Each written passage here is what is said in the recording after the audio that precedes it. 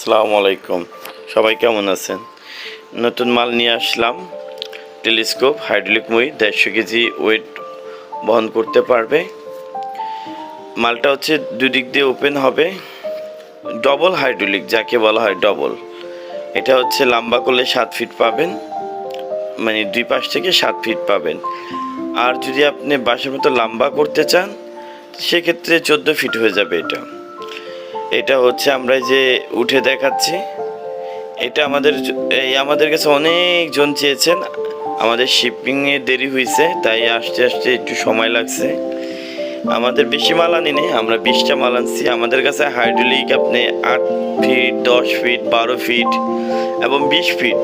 আর double যেটা দেখতেছেন মইটা, এটা পাবেন হচ্ছে 7 ফিট, 7 7 14, লম্বা করলে 14 পাবেন।